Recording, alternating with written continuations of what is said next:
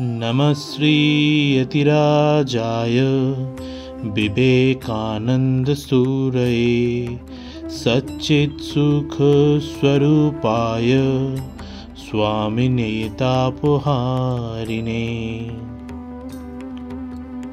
স্বামীজির জীবনের স্মরণীয় ঘটনা।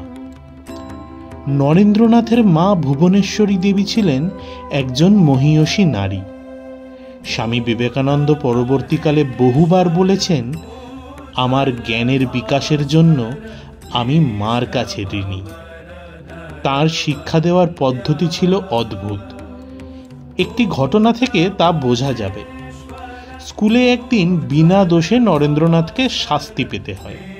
ভূগোলের ক্লাসে নরেন্দ্রনাথ সঠিক উত্তরই দিয়েছিলেন, কিন্তু মাস্টারমশাইয়ের মনে হলো তার উত্তর ভুল। তাই তিনি নরেন্দ্রকে শাস্তি দিলেন। নরেন্দ্র বারবার প্রতিবাদ করলেন, আমার ভুল হয়নি, আমি ঠিকই বলেছি। কিন্তু এতে মাস্টারমশাই আরও রেগে গেলেন। বেত দিয়ে নির্দয়ভাবে নরেন্দ্রকে মারতে লাগলেন।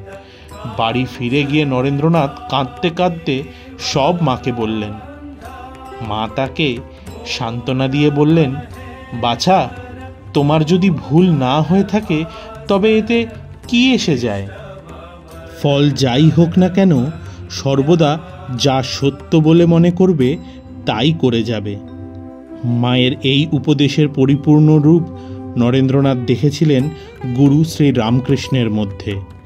শ্রীরামকৃষ্ণ বলতেন, আচরণেও দেখাতেন, সত্যই কলির তপস্যা। মা এবং গুরুদেব উভয়ের মধ্যেই যে সত্যনিষ্ঠার আদর্শ দেখেছিলেন তা স্বীয় জীবনের প্রতিটি পদক্ষেপে রূপায়িত করেছিলেন স্বামী বিবেকানন্দ। পরবর্তীকালে তাই বিবেকানন্দের কাছ থেকে জগৎ শুনেছে মহাবলিষ্ঠ এই বাণী, সত্যের জন্য সব কিছু ত্যাগ করা যায়, কিন্তু কোনো কিছুর জন্যই সত্যকে ত্যাগ করা যায় না।